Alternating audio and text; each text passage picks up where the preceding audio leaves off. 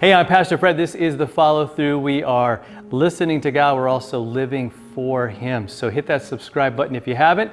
Share this with somebody who might need a little bit of hope, a little bit of encouragement today.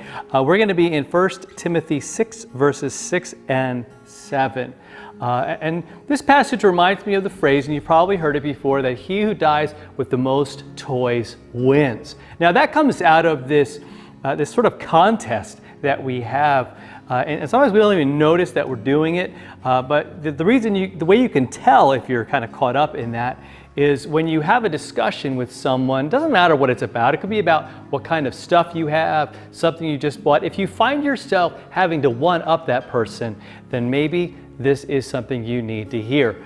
Maybe you're kind of weary of having to compare yourself with others. Maybe you're just feeling that no matter what you do, no matter how many hours you put into work and all the toil and all of the struggle you go through, you're just not content.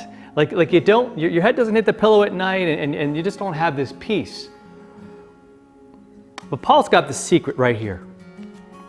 And really the background of this is he's talking about what people teach and why they teach in the church. And he says some people are just caught up in all kinds of things. In fact, some people think that being godly is going to get you money or get you power or fame, and maybe it's about that. And so he says this phrase. He says, "But godliness with contentment is great gain."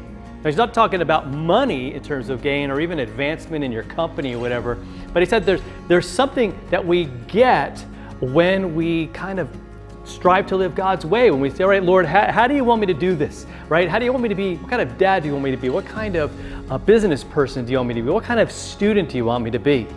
And it's as if you're striving for that, looking to Him, trusting in Him for all of that, there's going to be these great gains in your life. And those gains are peace. Those gains are real, true contentment. I mean, that's perfect. And he kind of brings in this extra truth to kind of help us to gain perspective, I think.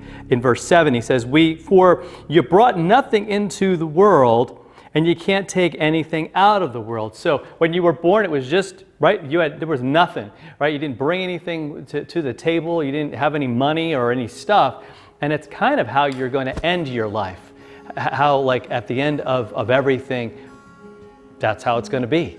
And so why have all of those things as these attachments, as these weights that pull us down? And that's exactly what they are. They pull us towards things if we allow them to. If we allow our possessions to possess us, if we allow even not just your stuff, but if we allow the pursuit of power or fame or popularity, whatever it might be. If that's my motive for life, I'm never going to be content. There will never be enough. I'll always be looking for more and for more and for more. And Jesus says to us, hey, I'm your more.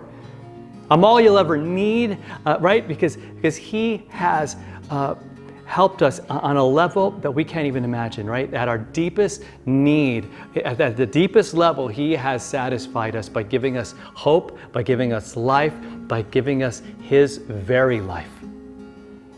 Dying on that cross, rising triumphantly to give us ultimate hope, and in this life right now, every day, a really true and amazing motive for living and doing all that we do. So I pray that lifts the weight for you today and for the people in your life, that He is that source of contentment, that source of all things. All right? Have a great day, and we'll talk to you next time.